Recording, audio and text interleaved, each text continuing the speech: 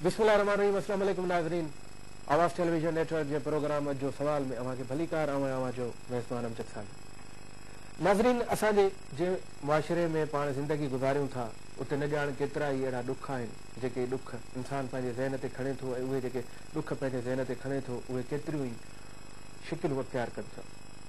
पोइ खणी उनखे ॻणती चइजे, उनखे टेंशन चइजे ऐं उहो जॾहिं टेंशन ऐं ॻणती पंहिंजे बालिग थियण वारी हालत में अचे थो त उहो डिप्रेशन बणिजी वञे थो ऐं उहो डिप्रेशन थियण जा त उहे केतिरा ई सबब आहिनि, पर उन डिप्रेशन खां पोइ जेका माण्हू मेन कंहिं हिकिड़े अहिड़े क़दम ॾांहुं वञे थो जेको इंतिहाई क़दम चइजे थो ऐं उहो आहे ख़ुदकुशी। डिप्रेशन जी पीक लेवल ते जॾहिं माण्हू पहुचे थो त पोइ उनखे ॿ रस्ता नज़र ईंदा आहिनि। या त हू बिल्कुलु चरियो थी वेंदो आहे ऐं उन चरे थियण जी सूरत में उनखे घर में बंदि कयो वेंदो आहे या कंहिं अहिड़ी जॻह ते बंदि कयो वेंदो आहे ऐं उनखे बंदि करण खां पोइ बि न ॼाण केतिरियूं अज़ियतूं ॾिनियूं वेंदियूं आहिनि। जस्ट लाइक उनखे ज़ंजीर हया वेंदा आहिनि या उनखे रसम सां ॿधो वेंदो आहे या उनखे अक्सर मारकुट कई वेंदी आहे। ऐं उनजी हिकिड़ी ॿी सूरत इहा बि आहे त हू पंहिंजो पाण खे ख़तमु कंदो आहे, यानी ख़ुदकुशी कंदो आहे। असांजे मुल्क में, असांजी सोसाइटीअ में, असांजे समाज में अॼुकल्ह जो जेको दौरु हले पियो उन में असांजी इहा बदकिस्मती आहे त असां वटि ख़ुदकुशीअ जो रेशो तमामु वधे पियो ऐं उन ख़ुदकुशीअ जा कहिड़ा कारण आहिनि उहे कारण ई अॼु जो असांजो बेसिक सवाल आहे। अॼु जो सवाल इहो आहे त ख़ुदकुशीअ जो जेको रेशो आहे उहो वधे थो ऐं वधण खां पोइ उन जा कहिड़ा कारण आहिनि। उन ॾिस में असांजे स्टूडियोज़ में जिन महिमाननि खे असां दावत ॾेई घुरायो आहे उन में सभ खां पहिरीं मुंहिंजे खॿे पासे मुहतरमा फराज़ साहिबा वेठियूं आहिनि, पाण वर्किंग लेडी आहिनि। उन्हनि सां गॾोगॾु डॉक्टर रहीम बोड़ो साहिब वेठा आहिनि, पाण हिकिड़ी NGO हलाईंदा आहिनि। असांजे साॼे पासे जेके नौजवान वेठा आहिनि उन्हनि में ख़ालिद हाशवाणी वेठो आहे, पाण शागिर्द हुजण सां गॾोगॾु सहाफ़ी आहे। उन सां गॾोगॾु शबीर आज़ाद वेठो आहे ऐं शबीर आज़ाद हिकिड़ो सियासी ऐं समाजी वर्कर आहे। ऐं अॼु इहे जेके असांजा चारई महिमान वेठा आहिनि उन्हनि खां सभ खां पहिरियां इहो पुछूं था त जेको ख़ुदकुशीअ जो रेशो वधे थो उन जा मेन कारण कहिड़ा आहिनि। सभ खां पहिरियां पंहिंजे प्रोग्राम में ॻाल्हाइण लाइ असीं हलूं था मुहतरमा फराज़ साहिबा ॾे। फराज़ साहिबा, सबसे पहले तो आप चारों मेहमानों को खुश आमदीद कहेंगे। तव्हां चइनी मेहमाननि जी वॾी महिरबानी तव्हां असां वटि कई आहियो। आज का हमारा जो सवाल है वो ये है कि जो हमारे यहाँ खुदकुशियाँ हो रही हैं, जो सुसाइड्स हो रही हैं, वो उनका रेशो जो है, जो उनका रेशा है वो कहाँ तक जा रहा है और उसके मेन रीजंस क्या है, क्या कहिए आप? देखिए, सबसे पहली बात तो ये है कि आपकी बात बिल्कुल सही है कि हमारा जो खुदकुशी का जो रेशो बढ़ता जा रहा है, असल में बेसिक इसकी 2-3 वजूहात हैं। एक तो घरेलू झगड़े हैं हमारे, दूसरी ये आ जाता है कि खानदानी कुछ प्रॉब्लम्स आ जाती हैं, कुछ तीसरे जो हमारा जो मेन है बेसिक वो है फाइनेंशियल। ठीक है ना। जाहिर है अगर आप फाइनेंशियली स्ट्रांग नहीं है आप तो जाहिर है आप माशरे में मूव नहीं कर सकते। एक बच्चा जो बड़ी मेहनत करता है, बहुत ही मतलब आउटस्टैंडिंग बच्चा है और मेहनत करके किसी तरीके से भी अगर वो डिग्री हासिल भी कर लेता है, अगर तो बेचारा वो उस स्टेज तक पहुंच ही नहीं पाता क्योंकि वो उसके पास पैसा नहीं है। ठीक है, कोई फैमिली में कुछ सपोर्ट करने को तैयार नहीं है उसको, और वो ये उसको पता है कि वो बहुत काबिल है, ठीक है, लेकिन उसके बावजूद उसको लोग सपोर्ट नहीं करते क्योंकि हमारा माशरा ही उसको आगे नहीं जाने देता। फैमिली में लोग आगे नहीं जाने देते कि ये अगर निकल जाएगा तो ये कुछ बन जाएगा। उसके बाद ये हो जाता है कि अब माँ बाप बेचारे कितनी कोशिश करेंगे। एक बाप अगर एक मजदूर है वो कितनी मजदूरी करेगा, वो बच्चों का पेट पालेगा या फिर वो करेगा। तो बच्चा क्या होता है कि जब घर के हालात देखता है, माँ बाप के झगड़े देखता है, तो वो सोचता है कि मैं शायद इन पर बोझ हूँ, क्योंकि जो घर में झगड़े होते हैं माँ कहती है ये एक मुसीबत है या बाप उसको मतलब गाली गलम कर रहा होता है, गालियां दे रहा होता है, तो उससे क्या होता है बच्चे का जो जहन होता है कि वो मासूम होता है, वो क्या होता है उसके अंदर एक इंतशार आना शुरू हो जाता है। वो समझता है कि शायद मैं अपने माँ बाप के लिए बोझ हूँ, और उसके बाद फिर वो दोस्तों में बैठता है, उसकी फिर कंपनी ऐसी हो जाती है। तो उसको देखते हुए क्या होता है कि वो इतनी उसकी एक स्टेज होती है, सबसे पहले स्टेज में तो होता है टेंशन में रहता है हर वक्त। उसकी कंपनी गलत लोगों में मिल जाएगी, जो अच्छे दोस्त नहीं होते, सिगरेट नोशी में पड़ जाएगा। सिर्फ किस वजह से उसके पास पैसा नहीं है, मतलब घरेलू झगड़े, लड़ाई झगड़े हर वक्त की घर के अंदर चिक। तो उससे क्या होता है कि फिर वो आखिर उसके पास एक हल यही होता है कि मैं अपने आप को खत्म कर लूं। मैं खत्म कर लूंगा तो वो ये समझता है कि मैं अपने आप को मारने के बाद आप ये कहना चाहती हैं कि वो अपने आप को इन सारे प्रॉब्लम्स की जड़ समझने लगता है कि मैं इस जड़ को खत्म करूं। डॉक्टर साहब तव्हां छा चवंदा? बिल्कुल असां वटि बेसिकली सम्झो नतीजो इहो आहे त समाज जेका बेरोज़गारी आहे, जहालत आहे, अनएजुकेटेड आहे, ॿिया मुआशरती घरेलू झगड़ा जी जिन लाइ काफ़ी अहिड़ियूं शयूं आहिनि जेके असां नज़रअंदाज़ करे त पई था बेसिकली सॼो मसइलो अचे थो वञी समाज जी नफ़्सियात ते त हुनजी नफ़्सियात केतिरी स्ट्रॉन्ग आहे या न आहे, हुनखे एक्सेप्ट करे थो या नथो करे। ठीकु आहे, इहा शइ बेसिक हुनखे जॾहिं वरी इन पहुचे थो त मां हाणे मुंहिंजो अंत ई जेको आहे सो हर शइ जो मसइलो आहे, पोइ हुनखे इहा ख़बर कोन्हे को त मुंहिंजो अंत उन खां पोइ जेका मसइला आहिनि उहे कहिड़ा वॾा थिए। अच्छा, माना त समाज सां गॾु नफ़्सियात बि हिन में वॾो असरु दख़ल रखे थी। ख़ालिद आशमाणी, तव्हां छा चवंदव? मां सम्झो त कंहिं बि जेको आहे न मसइले जो जेको आहे न हर शइ जो बर्दाश्त हिकिड़ो हूंदी आहे, लेवल हूंदी आहे कंहिं माण्हू। ठीकु आहे। जॾहिं इंसानु जॾहिं सभिनी शयुनि मां मायूस थी वञे थो, जॾहिं ॾिसे थो बर्दाश्त लेवल हुनजो ख़तमु थो थी वञे, पोइ इंसानु जॾहिं इन स्टेज ते पहुचे थो पोइ हुनजो आख़िरी हल हुन लाइ ख़ुदकुशी आहे। पर जे रीज़न्स तव्हां पुछिया, रीज़न्स हुनजा हर माण्हू लाइ डिफरेंट वेरी कनि था। कुझु शयूं अहिड़ियूं हूंदियूं आहिनि सभु कुझु हूंदे सूंदे पैसो बि हूंदो आहे, तव्हां ॿार जी परवरिश कयो था, हिकिड़ो डिप्रेस माहौल में कयो था, हुनखे न तव्हां ॿाहिरि था वञणु ॾियो, न कुझु था करणु ॾियो, न दोस्तनि में, उहो हिकिड़ो माना हिकिड़ो ज़हनी तौर ते बिल्कुलु जेको आहे मोल माण्हू माना त माण्हू माहौल जे करे ख़ुदकुशी कनि था। शबीर आज़ाद, तव्हां छा चवंदा? असल में ॻाल्हि इहा आहे की ख़ुदकुशी जा ॿ केस आहिनि, हिकु अमूमी तौर ते आम तौर ते हिकिड़ा ख़ासि तौर ते, ऐं हिन ॿिन्हिनि केसनि जी नोयत मुख़्तलिफ़ आहे। पर जेका बुनियादी नोयत आहे, जेका आम नोयत आहे, उहा आम नोयत इहा आहे की वैल्यू इंसान खे नाहे, वैल्यू न्याणे खे मिलियल आहे, पैसे खे अवलियत आहे। ठीकु आहे। ऐं पैसो ई वञी बुनियाद थो बणिजे ताक़त जो। यानी जेकॾहिं समाजी बराबरी थी वञे त आउं सम्झां थो ख़ुदकुशी जो सवाल ई ख़तमु थी वियो। ऐं समाजी बराबरी वरी सवाल उथंदो समाज जे मथां। समाज जी नफ़्सियात समाज खां अलॻि नाहे जीअंदी। समाज जी नफ़्सियात खे जोड़ण में हुनजा पैदावारी ज़रिया मीन ऑफ प्रोडक्शन्स उनजी वैल्यू रखंदा आहिनि, पैदावारी लाॻापा उनजा तालुक रखंदा आहिनि, ऐं उहा ई समाज पंहिंजी नफ़्सियात हिकिड़ी बिल्डअप करे रही हूंदी आहे उन वक़्त में ई। ऐं हिन ॿिन्हिनि जो हिकिड़ी तरफ़ सां मतिलबु जीअं रियासत ऐं समाज हिकु ॿिए जो पुतड़ में जीअंदा आहिनि। हीअ जंहिं समाज में असीं रहूं पिया, जंहिं समाज में ख़ुदकुशी थी रही आहे, इहो समाज हिकिड़े जागीरदाराणे पैदावार ज़रियनि खां टुटी रही आहे, ऐं सरमाएदारी में एतिरी ताक़त न आहे जो हिन ख़ानदान खे ज़िंदा रखण जी सघ रखे। त बुनियादु फ़र्द न आहे, फ़र्द में को ऐब कोन्हे को, ऐब आहे हिन सरमाएदाराणे निज़ाम ऐं हिन जागीरदाराणे मरंदड़ निज़ाम जे अंदरि, जंहिंजे करे इंसान जी वैल्यू जेका आहे एतिरी वञी बची आहे कि मार्केट में कमाए केतिरो थो। साईं डॉक्टर साहब अधो ॻाल्हि करे थो त अॼुकल्ह जेका फ़र्द जी वैल्यू आहे उहा उनखे नथी मिले, वैल्यू वञी बची आहे उन चंद वॾेरनि जूं।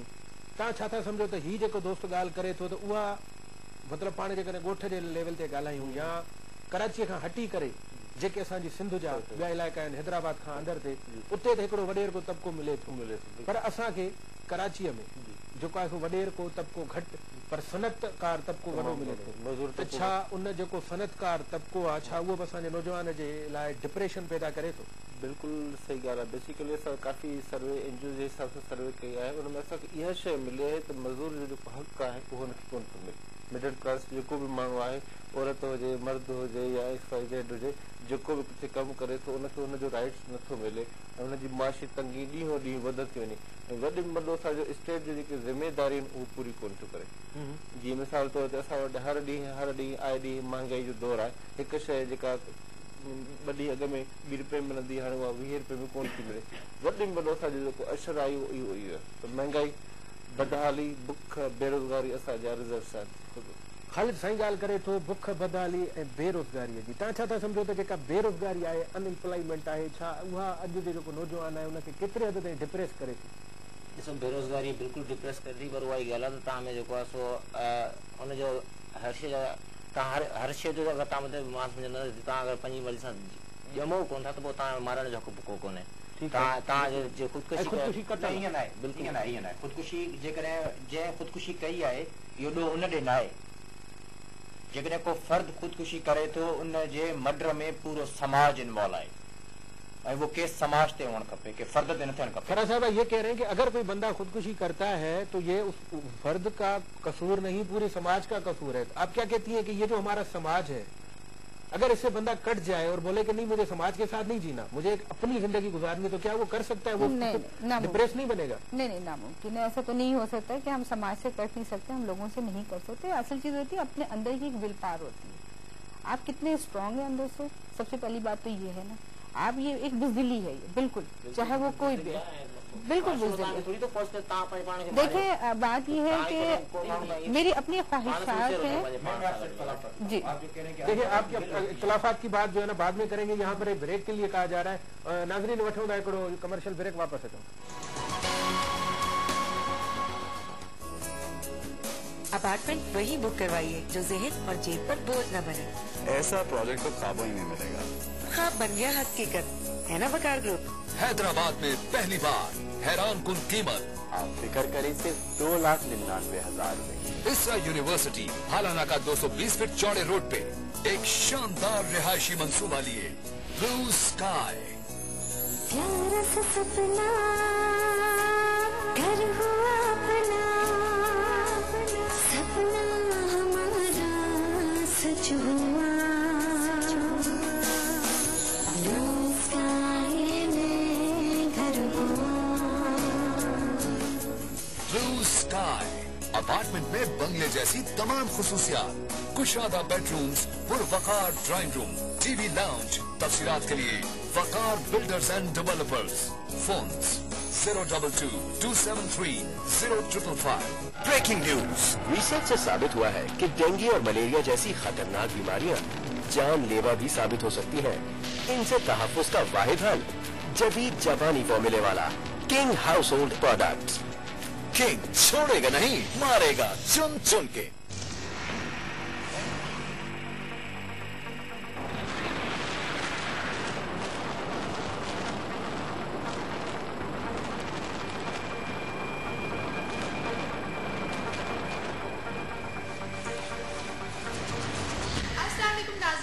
मां आवाजी मेज़बान सलमा लगारी ऐं मां तव्हां खणी आहियां हिकु अहिड़ो हैरत अंगेज़ प्रोग्राम जंहिंजो नालो आहे एक्सट्रीम।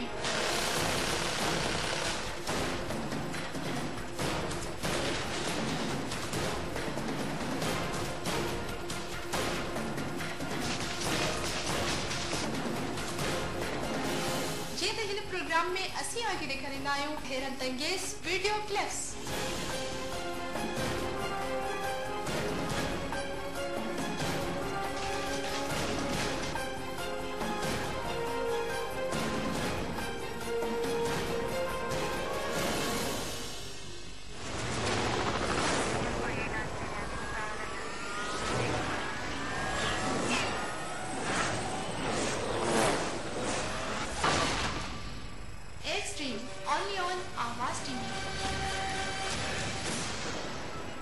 मैगज़ीन प्रोग्राम एक्सट्रीम हर अंगारे ते शाम जो 6:15 ते।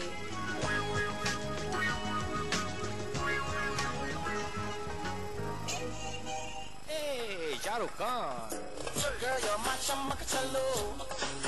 आमिर खान, बटन दबाए, हवा चल। सलमान खान, जंगल में पका uncle. Akshay Kumar, very good very good. Khurshid Warsi, आपकी तारीफ हर कोई करता है। सुनील शेट्टी, आज स्वीटी आई है ना, स्वीटी, उससे मिलने जा रहा हूँ। परेश रावल ना, परेश रावल। अमित तुम्हारा काम हो। बॉबी देओल, करीना कपूर, मोमन ईरानी, अजय देवगन, है ब्याह खैतराई Bollywood star.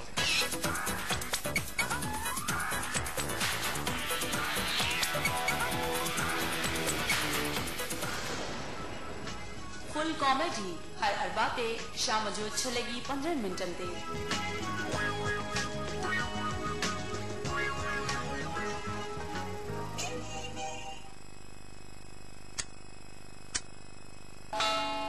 This time check is brought to you by मुझे सिंध जी सुरहान सभिनी खे मेरी नवा रिश्ता जोड़े।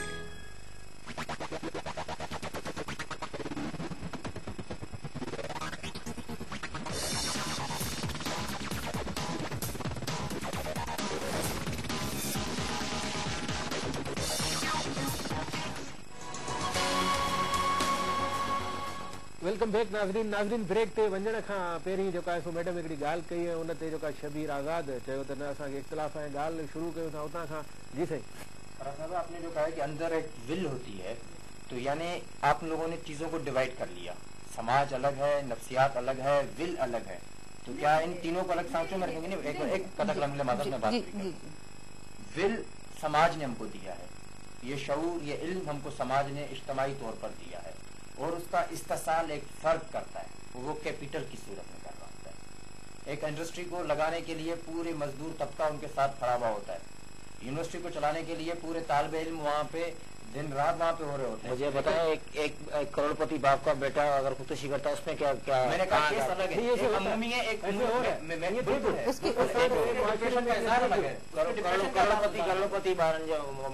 डिप्रेशन जो ज़ाहिर अलग है। मेन शइ हिते इहा थिए थी त असांजो मुआशिरो तंग नज़रिए जी हद खां जॾहिं पार थो थिए त हर शख़्स उहो मुआशिरे जी तव्हां कहिड़ी ॻाल्हि था कयो? डॉक्टर साहब तव्हां ॻाल्हि कई त तंग नज़रियो जेको आहे उनजी हिकिड़ी हद आहे, जॾहिं त असांजे मुआशिरे में उन हद जी माण्हुनि खे ख़बर ई कोन्हे। असां लाशौरी तौर ते हर हदूं पार करे था वञूं, उन हद ते पहुचूं था जॾहिं पंहिंजे पाण खे इन लाइ चऊं देखिए फराज साहब, ये एक स्टेप है अपनी जिंदगी को खत्म करना। ये एक यकीनन जो है अपनी जगह पर हम तो कहते हैं कि बुज़दिली है, ठीक है, बुज़दिली, एक मिनट, बुज़दिली देखिए रोजमर्रा बुज़दिली उस हवाले से रोज क्या मर रहा है, अगर वो छोकरो इश्क में मरे तो वो रोज तो मरेगा।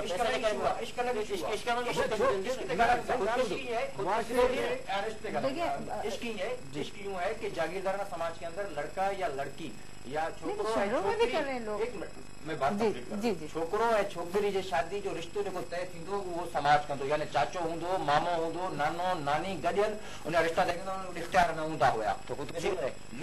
हाणे उहो समाज टुटी रहियो आहे, हींअर निगलेक्ट पियो करे उन समाज जे उन रवायतुनि जो निगलेक्ट पियो करे, बग़ावत पियो करे उहो। ऐं हीउ जेको शहरी समाज आहे हिन अंदरि ताक़त कान्हे जो उनजे अंदरि उनखे हू एब्ज़ॉर्ब करे सघे, क़बूल करे सघे। न जेकॾहिं बग़ावत करे थो त मतिलबु असल में हुनखे जंहिं शइ सां वेहणी आहे उन शइ सां हू विड़ी कोन थो सघे। ॾिसो न शबीर ॻाल्हि ॿुधो, बग़ावत जेका आहे उहा ख़ुदकुशीअ जे रूप में छो आहे? बग़ावत भेण जे सूरत में हुजे वो जहिड़ो करे सघे थो, कोर्ट मैरिज करे सघे थो, मारियो वेंदो पोइ हुनजे डर खां माण्हू बेसिकली साईं हिते ॻाल्हि ऐसी बात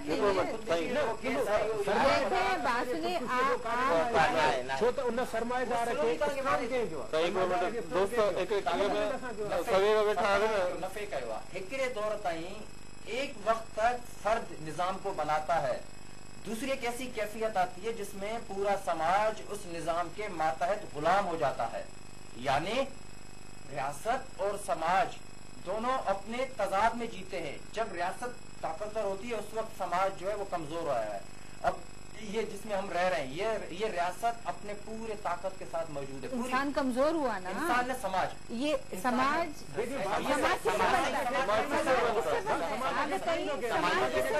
इंसानों से हिकिड़े दौर ताईं ठाहींदो, ॿिए दौर ताईं गुलाम थी यार ॿिए दौर जो उनखे ॿुधायो ई न आयो। अच्छा हमारे पास देखिए फराज साहब, हमारे पास काउंसलिंग नहीं है। क्या कोई ऐसा बंदा है जो हमें काउंसलिंग करे? साइकियाट्रिस्ट के पास अगर आप चले जाए वो 5,000 से कम फीस नहीं लेता। वो इसलिए कर रहे हैं उसको गलत कर रहे हैं। देखिए मेन सी बात है की खिदमत के लिए उसने पढ़ाई नहीं की है, उसने पैसे कमाने के लिए पढ़ाई की है, तो वो क्यों पैसा जब वो पैसे लगा के 5 लाख रुपए साल लगा के पढ़ेगा तो क्या करेगा?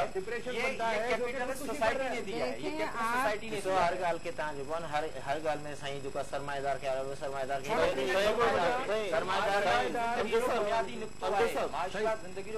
डॉक्टर साहब जो काफ़ी बेसिकली ॻाल्हि इहा आहे त असांजो जेको निज़ाम आहे जंहिंखे सरमाएदार चऊं XYZ बि चऊं, ठीकु आहे, कंहिं हद ताईं त उहो इन शइ जो ज़िम्मेदार आहे, ठीकु आहे, पर बेसिकली इंसान जे अंदरि अलाह ताला घणी खूबियूं, पर असांजे समाज में जॾहिं उन शइ खे पाण वटि नफ़्सियाती तौर ते मां हिनखे चवंदुमि बुज़दिली जो इंतिहाई तरीक़ो आख़िरी आहे जॾहिं हू पंहिंजी हर ताक़त सही ॿई फैक्टर आहिनि। बुज़दिली बि आहे ऐं बुज़दिली इन जे करे आहे त हू मुआशिरे सां टक्कर नथो खाई सघे, हू इन कंडीशन में न आहे त मुआशिरे सां बि ऐं उन जी जॻह ते हिकिड़ो बहादुराणो अमल बि आहे, छो त इंसान कॾहिं कॾहिं ईअं थींदो आहे त पंहिंजो पाण खे हिकिड़ो चीर नथो ॾेई सघे, उहो माण्हू पंहिंजी ज़िंदगी ख़तम करे थो, उन में अज़ियत आहे, ज़हर पीए थो, बिजलीअ में उतरे थो या पंहिंजो पाण खे फाईअ ते लटकाए थो, त उहो हिकिड़ो यकीनन अज़ियत ॾींदड़ अमल आहे। पर जीअं त हुनजो डिप्रेशन हुन पीक लेवल ते पहुतल हुजे थो, उन खां पोइ हुनखे कंहिं बि शइ जी देखिए आपको मैं बताऊं, ये वो लोग होते हैं जो दुनिया को फेस नहीं कर पाते। जो लोग दुनिया को बुज़दिल है, बुज़दिल। मैं आपको एक बात बताऊं, कभी भी दिल नहीं होता। ये माना कि बहुत मुश्किल अमल है कि अपने आप को खत्म करना, कोई आसान बात नहीं है, माना आपकी बात की, लेकिन एक मिनट, वो बुज़दिल या बहादुर, बात ये कि खुदकुशी का अमल क्यों होता है, क्यों हो रहा है और उसका जो रेशो बढ़ रहा है हमारी सोसाइटी में, जो खुदकुशी बढ़ रही है, अगर वो रेशो इसलिए बढ़ रहा है कि हमारे अंदर सबसे पहली बात तो ये है कि हमने जो इस्लाम ने हमें चीजें बताई उसको हमने छोड़ दिया। हम इस्लामिक पॉइंट ऑफ व्यू से देखिए, इस्लामिक पॉइंट ऑफ व्यू से बहुत इम्पोर्टेंट है। नहीं, एक मिनट बात सुनिए, हिट नहीं कर सकते और ना ही हमें जो है बात की इजाजत है, बात ही आ जाती है। देखिए सऊदी अरब, हम वो बात नहीं कर, हम अपने माशरे की बात कर रहे हैं। सऊदी अरब में मेरा हाल खुदकुशी हुई है, हमारे यहाँ कहाँ पे नहीं, बहुत इम्पोर्टेंट है। अखलाकियत कहाँ से आई, अखलाकियत कहाँ से आई, बताइए मुझे आप, अखलाकियत कहाँ से आई है, आप मुझे बताइए, अखलाकियत कहाँ से आई है, आप मुझे बताइए। इस्लाम से ही अखलाकियत, उससे पहले अखलाक तो था ही। अखलाक तो पहली स्टेप है ना। देखें, जब बच्चा थोड़ा सा बड़ा होता है, ठीक है, और उसके अलावा हम अपने टॉपिक पे आते हैं कि आज का हमारा जो टॉपिक है वो ये है कि जो खुदकुशी का रेशो बढ़ रहा है उसके मेन रीजंस क्या है, उन्हें जेके मुख्य रीजन है खुदकुशी करने जाओगे केड़ा है, उनमें अनएम्प्लॉयमेंट है और उसके अलावा अनएक्सेप्टेंस आ जाती है। मैं आपको एक बात बताता हूँ त असां जे माशरे में ये थींदो आहे अक्सर करे त हिकु ॾींहुं जेकॾहिं के घर जो को वॾो मरी वञे थो ऐं जेकॾहिं हुन घर में ॿियो को छोकिरो या को मर्द वॾो न आहे, छोकिरी घर खां कमाइण निकिरे थी, जेतोणीकि उहा ग़लति न आहे, उहा ग़लति न आहे, उन बावजूद बि हुनजे भाउ खे, हुनजे जेके ॿिया सोट मासात आहिनि उन्हनि खे माशरो एतिरो हिट करे थो त हू मजबूरन जेका पंहिंजे पाण खे ब्रेक जो वक़्तु आहे। नाज़रीन, पाण वठूं था ब्रेक, अचूं था ब्रेक खां पोइ। ब्लू स्काई इसरा यूनिवर्सिटी के नजदीक एक ऐसा प्रोजेक्ट जो आपको देगा रिहाइश का नया अंदाज, ब्लू स्काई। तफसीलात के लिए फकार बिल्डर्स एंड डेवलपर्स, फोन्स 022-273-0555। ₹1 में रात भर का सुकून। किंग 90 मच्छर की छुट्टी, हर रात लगातार पूरी 90 रातों तक। किंग 90 जापानी टेक्नोलॉजी से तैयार करता और हर मशीन में फिट।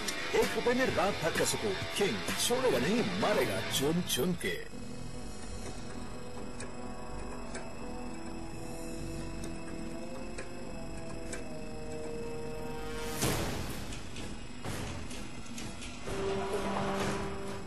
ओवरलोडिंग जानी ऐं माली नुक़सान जो सबब बणिजी सघे थी। This public service message is brought to you by आवाज टेलीविजन नेटवर्क।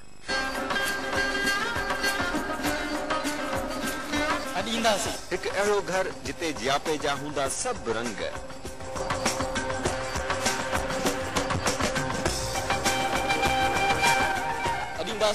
एक अहिड़ी बस्ती जिते मन खे मिलंदा मोहब्बत जा ख़ूबसूरत मंज़र ऐं रूह खे राहत।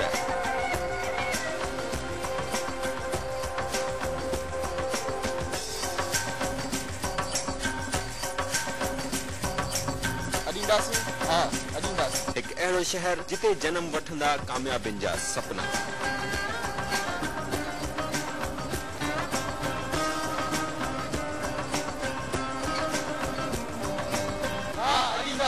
एक अहिड़ो जहान जंहिंजी मज़बूती जा दास्तान मिसाल बणी वेंदा।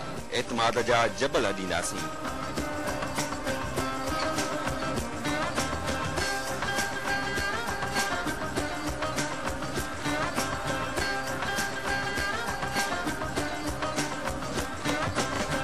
ज़ील पाक सुपर सीमेंट ऐं eagle super cement.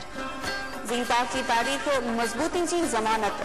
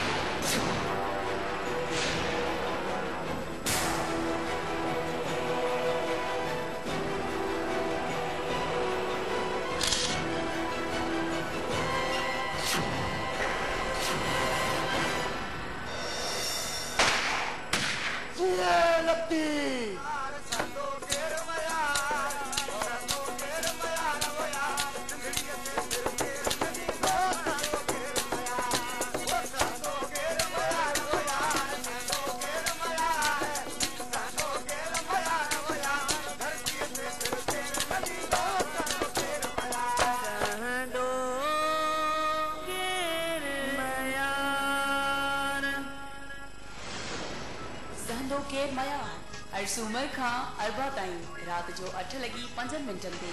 This programme is brought to you by Vital, इससे अच्छी चाय अब शायद ना आए। वाइटल पियो, जिंदगी जियो।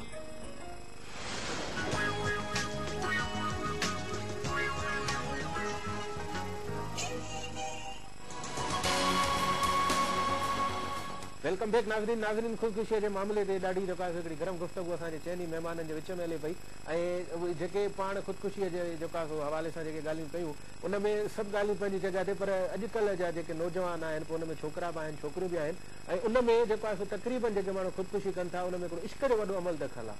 जेतोणीकि अॼुकल्ह जे नौजवाननि खे इन शइ जी ख़बर ई न आहे त इश्क थींदो छा आहे। ऐं कंहिं जेका असांजो अदबी मुर्शिद आहे मोहतरम साईं अमर जलील उनजी हिकिड़ी कोटेशन आहे त मोहबत जॾहिं इंतिहा ते पुॼे थी त उहा इश्क बणिजे थी ऐं जॾहिं इश्क इंतिहा ते पुॼंदो आहे त पोइ दीवानगी सरहद जी हदनि ते माण्हू हलणु शुरू करे थो, हुन रस्ते ते हलणु शुरू करे थो। ऐं अॼुकल्ह जो असांजो जेको नौजवान आहे इंतिहाई माज़रत सां त उनखे इहा ख़बर ई न आहे, उहो कुझु टीवी चैनल्स जा जेके आहिनि ड्रामा ॾिसी ऐं सम्झे थो त इहो ई इश्क आहे। नाइट पैकेजिस ते मोबाइल ते जेके नाइट पैकेजिस आहिनि उन्हनि ते ॻाल्हाए सम्झे थो इहो इश्क आहे। यूनिवर्सिटी में कैंटीन ते वञी कंहिं छोकिरीअ सां गॾु बर्गर खाइणु या बिस्किट ऐं चांहि पीअणु के सम्झे तो ये इश्क, पर मुझे ख्याल में ये इश्क ना है। फराज साहब क्या समझती हैं आजकल के जो नौजवान है वो इश्क की वजह से भी खुदकुशी करते हैं? बिल्कुल है, वो कर जाते हैं क्योंकि वो उनको इतना मतलब वो इतना नहीं, वो मतलब अपने आप को एक कब्र का मुजावर क्यों बना लेते हैं? वो इसलिए कि शायद दिल का मामला होता है। नहीं देखिए, दिल का मामला होता है और वैसे भी और दिल उनके ऊपर दिमाग पे गालिब आया था।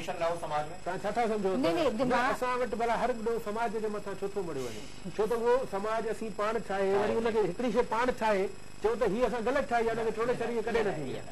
समाज इंसान जी तख़लीक़ आहे।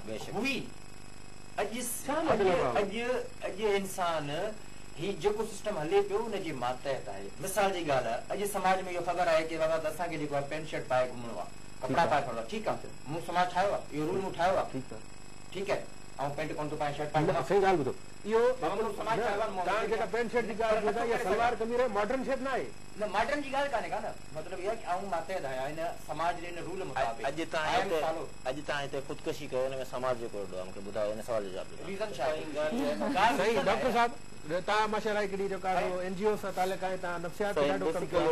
हिकिड़ो सवाल मुंहिंजे ज़हन में अचे थो, छो त चवंदा आहिनि त time and tight weight for नन, असांजे प्रोग्राम में वक़्तु बि पंहिंजी जेका साए हले थो हुनखे रोके नथा सघूं। पाण ॻाल्हि बि कई इश्क जी, मैडम चओ त हिननि दिलि जो मामिलो हूंदो आहे त उते इश्क थींदो आहे, पोइ माण्हू ख़ुदकुशी बि कनि था।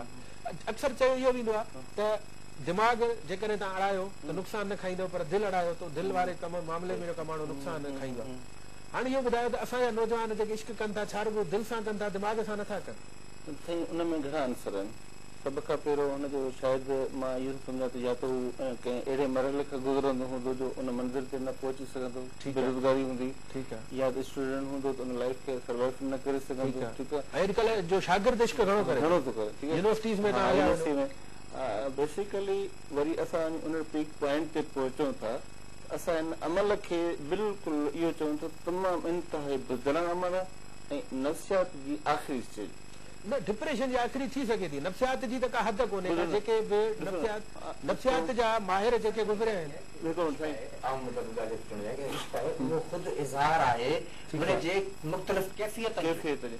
हाणे तव्हांखे नाकामी जे करे इश्क ख़ुदकुशी न आहे, इश्क करे कंदो आहे, इश्क नाकामी बि यकीनन हिकिड़ो डिप्रेशन जो। मां तव्हांखे हिकिड़ो मिसाल ॿुधायां, असां वटि अक्सर करे ख़ुदकुशी इन जे करे थींदी आहे त हू समाज खां मुआशिरे खां विढ़ी न सघंदो आहे, पंहिंजे पाण सां विढ़ी न सघंदो आहे, पंहिंजे पाण सां त विढ़े थो, पंहिंजे पाण सां साईं मां इन सां बिल्कुलु इख़्तिलाफ़ रखां थो, हू पंहिंजो पाण सां विढ़े, स्टडी करे, मेहनत करे या स्ट्रगल करे त जीरो रहे। साईं ॾिसो न, जेकॾहिं पंहिंजो पाण सां न लाज़मी न आहे त हर इश्क करण वारो माण्हू ख़ुदकुशी करे थो, ईअं बि न आहे, घणा माण्हू जेके हिकिड़ी स्पोर्ट्समैन स्पिरिट थींदी आहे न, हुनमें छा थींदो आहे माण्हू में नंढे हूंदे तव्हांखे ॿुधाईंदो तव्हांखे ई थियणो आहे, ॿियो हूंदो आहे त स्पोर्ट्समैन स्पिरिट हूंदी आहे त अॼु हरायां सुभाणे खटे वेंदुसि। इंसान में इहा अगरि हुजे न जुस्तजू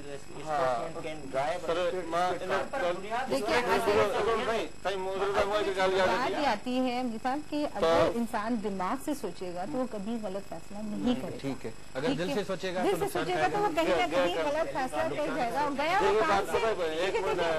बताओ, जब इंसान को किसी से इश्क या प्यार हो जाता है ना तो उसको ना अपनी माँ अच्छी लगती है जो जिसने पाला होता है, ना उसको बाप अच्छा लगता है। वही बात कह रहा हूँ ना, तो वो एक कब्र के मुजावर क्यों बन जाते हैं? वो इसलिए कि उसको जब तक कोई चीज उनको नहीं मिलती वो उसके बाकी वो मुजावर बन जाते हैं। लेकिन आप ये देखेंगे, आपने कई दफा ऐसा आपने कई दफा ऐसा देखो कि शादी हुई, लव मैरिज की बहुत हुई, उसके बाद क्या होता है अंजाम देखा आपने, डिवोर्स तक पहुंच जाती है कि जी वो बहुत मोहब्बत थी उसमें क्या था। मैंने कहा ना, अगर दिमाग से जो लोग फैसला करते हैं वो कभी भी इस स्टेज तक तो जाते ही नहीं है, क्योंकि ना अगर जो माशरा है जैसे आपने बात कहा जल्दी शादी हो जाती है, उसकी बेसिकली वजह ये होती है कि जहाँ से कोई मर्द आता है औरत आती है, ठीक है, मर्डर हुए, देखिए थोड़ा सा वो क्यों हुई है, एक मिनट, उसके वालिदैन क्यों हुई है, उसके पीछे उसमें एक लड़का बेसिकली असल में फील्ड इहा है त असांखे माना हिकु जेको बुनियादी अंसर आहे माना जंहिंखे असां तालीम चऊं, ठीकु आहे, असांजे माशरे में 99% उहा तालीम न आहे जेका इख़लाक़ियत हुजे, नफ़सियाती हुजे या मुआशरे जी पंहिंजी सग भेण जी रखे। छा भला तव्हां किथे ईअं त नथा चवणु चाहियो त पढ़ियल लिखियल माण्हू ख़ुदकुशी न करे? करे थो, बिल्कुलु करे थो, बिल्कुलु करे। मां सम्झो तरबियत जो नतीजो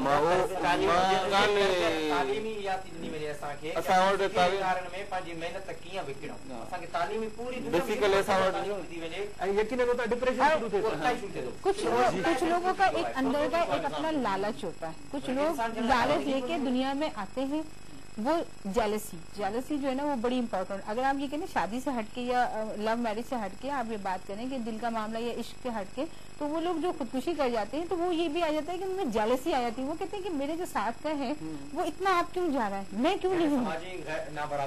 नहीं नहीं नहीं नहीं नहीं नहीं नहीं समाज इसमें समाज भाई समाज तो कभी समाज नहीं हो सकता, ऐसा नहीं हो सकता।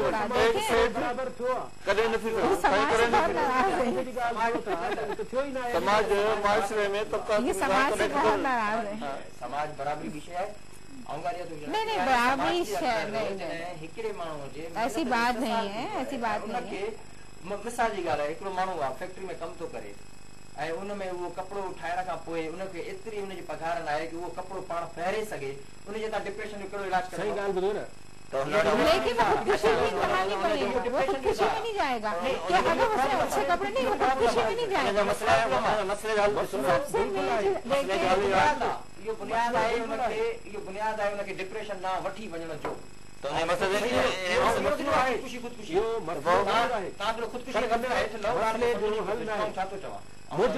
मुंहिंजी जेका चवण जो मक़सदु आहे, जेको मां नाज़रीन ताईं जेका शइ डिप्रेशन जो इज़हार आहे, नाउमीद आहे, मायूस आहे। बहुत सालों पहले की बात है, जब मैं स्टूडेंट थी तो हमारे एक मोहल्ले में ही उन्होंने एक काउंसलर की बेटे ने खुदकुशी कर ली। पैसे की कमी नहीं थी कि जब बाद में इन्वेस्टिगेशन हुई तो पता चला डिप्रेशन जो है इतना कर्जदार हो चुका था कि वो अपनी फैमिली में अपने माँ बाप को मतलब फेस नहीं कर पा रहा था। उसने क्या किया कि उसने अपने आप को फांसी दी, जबकि उसको ये नहीं पता कि मतलब अगर वो अपने बाप को बता देता पैसे की कोई कमी नहीं थी। बता दे, मेरी बात सुने ना, डिप्रेशन के जो रीजन है, अगर हम उस पर जाएं, नफ्सियात के हवाले से हम अगर उस पर जाएं तो एक तो जो है ना वो एहसास कमतरी भी है, बिल्कुल एहसास बरतरी भी है, एहसास बरतरी भी है। बाज़ों का तो ये भी होता है कि अगर किसी बच्चे को किसी ने डांट दिया तो अपने आप को मार देता है। या हमने ऐसे भी मिसाल देखे हैं, आपके दुनिया के सामने है कि अगर किसी बंदे को क्लर्क को बुला के बॉस ने डांट दिया, सीओ ने डांट दिया, वो अपने आप को मार देता है। वो टेंशन होता है, डिप्रेस होता है। हमारा कहने का मकसद ये है ओवरऑल जो मैसेज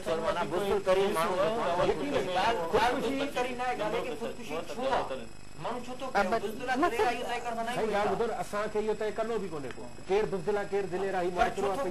असांजी तव्हां जेका खुदकुशी में कुछ अमल जो है ना घर वालों का बड़ा इंपॉर्टेंट रोल होता है, उसमें माँ का रोल बहुत इंपॉर्टेंट होता है, उसमें बाप का रोल बहुत इंपॉर्टेंट होता है। बेटी अगर आपकी बेटी माँ से बेहतर कोई नहीं समझ सकता था, और बाप जो है वो अपने बेटे को बहुत अच्छा समझता, ठीक है ना। उसमें कहता है कि एक एज होती है बच्चे की जो उस पर चेक एंड बैलेंस बहुत जरूरी है, यकीनन जो हमारी ना माँ करती है, ठीक है। मोस्टली हमारे कहते हैं कि तो इसका तो दिमाग खराब है, देखिए ये यहाँ तो पे पागल है। आप देखिए बात को जिस तरह लेकर जा रही है, मैं आपकी बात समझ रहा हूँ, लेकिन यहाँ पर बात छोटे बड़े की नहीं है, बात है खुदकुशी का उम्र से बनने की। क्या उम्र से कोई ताल्लुक नहीं, उम्र की नहीं मैं बात करी, आप मेरी बात तो नहीं समझे, मैं उम्र की बात नहीं कर रही हूँ। मैं ये कह रही हूँ कि जो घर का माहौल होता है ना, घर का माहौल भी बहुत काउंट करता है, ठीक है। अगर आप एक बच्चे देखें, बेसिक जो आपकी वो क्या नाम है दरगाह है ना, तरबियत गाह है, वो आपका घर है, माँ की गोद है। इसके अलावा मेरा ख्याल से बेहतर मैं आपको एक बात बताऊँ, एक माँ ये कहती है कि मेरा बेटा तो हार ही नहीं सकता किसी से, ठीक है।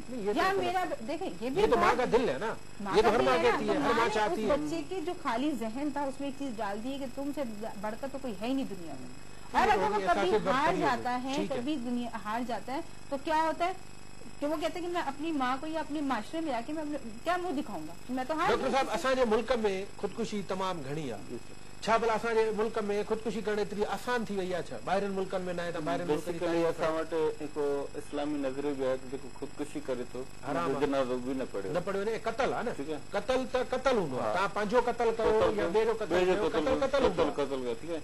असां वटि लाकानूनियत स्टेटमेंट जी का मालिकी कोन, स्टेटमेंट जो को बि रद्द अमल कोन, स्टेटमेंट सिर्फ़ु पंहिंजनि मसइलनि में बुख बदहाली हिकिड़ी पुरानी तारीख़ रही आहे। डॉक्टर साहब पाण हिनखे मुंहिंजे ख्याल में त चेंज कोन था कनि, नथा केतिरा ई आया केतिरा ई पर असल में मां इहो सम्झां थो जेसीं ताणी इन अमल खे स्टेट बाक़ाइदे हिकिड़ो रोल्स ठाहे न वठंदी, इहो अमल कोन रुकंदो। आखिरी चंद मिनट है हमारे पास, फराज साहब आप क्या समझती हैं कि खुदकुशी को रोकने के लिए क्या किया जाए?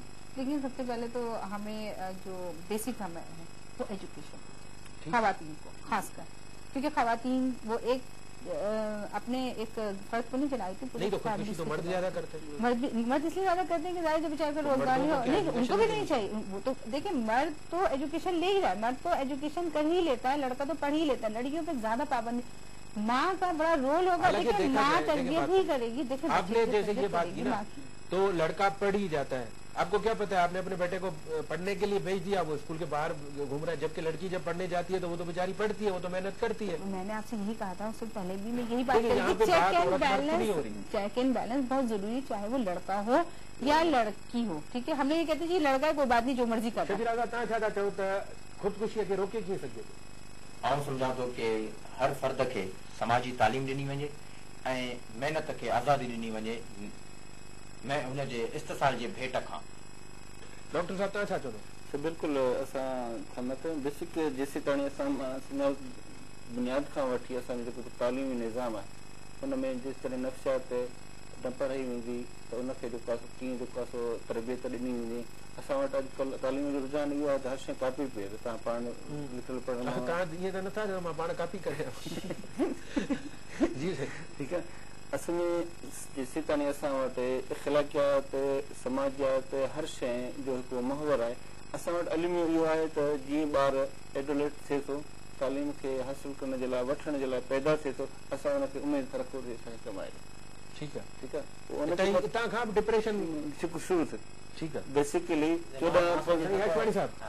हर इंडिविजुअल ते पाण ते डिपेंड थी करे, तव्हां लख माशरे ते इल्ज़ाम ॾियो। अगर तव्हां मिसाल तौर ते शिकारपुर में आयो, कराची में तव्हां विलिंग हो था जिते वेठा आहियो न, अगर जो तव्हां चयो त मां त कुझु नथो करे सघां त शिकारपुर में ख़ुदकुशी कयो त माशरो तव्हांखे छा थो करे सघे? साईं चइनी महिमाननि जी वॾी महिरबानी, मोहतरम साईं डॉक्टर रहीम बुरड़ो साहब, मैडम मोहतरमा फराज साहिबा ऐं ख़ालिद हाशमाणी ऐं शबीर आज़ाद, तमामु चइनी महिमाननि जी वॾी महिरबानी। नाज़रीन, अॼोको जेको असांजो सवाल हुयो, प्रोग्राम जो जेको टॉपिक हुयो उहो हुयो त जेको ख़ुदकुशी थिए थी उनजा मुख्य कारण कहिड़ा आहिनि, उन्हनि जो रेशो वधंदो वञे थो। उन में जेका असां ॻाल्हि कई त उन में हिकिड़ी ॻाल्हि त बज़ाहिर आहे, हिकिड़े असांजे दोस्त मुआशिरे खे क़सूरवार ॼाणायो, पर मुंहिंजे ख़्याल में या मुंहिंजी हिकिड़ी ज़ाती राय न आहे जो तव्हां हुन सां मुतफ़िक़ हुजणु तव्हांजो ज़रूरी न आहे। असांजो मुआशिरो कॾहिं बि असांखे एतिरो मजबूर कोन थो करे त असीं ख़ुदकुशी करियूं। असांखे जेकॾहिं ख़ुदकुशीअ ॾांहुं माइल करे थी या धिके थी त उहा असांजी सोच आहे, ऐं उहा असांजी सोच तॾहिं इन पीक लेवल ते पहुचे थी जॾहिं असीं डिप्रेशन में हुजूं था। ऐं डिप्रेशन हिकिड़ी ज़हनी बीमारी आहे ऐं कंहिं बि बीमारीअ जो इलाजु हर डॉक्टर वटि हूंदो आहे, पर अलाए छो असांजी इहा सोच आहे त यार मां साइकियाट्रिस्ट वटि वञा, ऐं माण्हू मूंखे चरियो चवंदा। ईंदड़ हफ़्ते ताईं पंहिंजे मेज़बान अमजद सालिया खे ॾींदा इजाज़त इन दुआ सां, जिथे बि हुजो ख़ुशि हुजो, सुखिया हुजो, खिलंदा मुस्कुराईंदा रहो, पंहिंजो पंहिंजे पाड़े वारनि जो, ऐं हा ख़ासि तौर ते उन्हनि माण्हुनि जो ख़्यालु ज़रूरु रखिजो जंहिंजो केर बि ख़्यालु रखण वारो न आहे। ईंदड़ हफ़्ते वरी मिलंदासीं। टिल देन, अल्लाह निगहबान।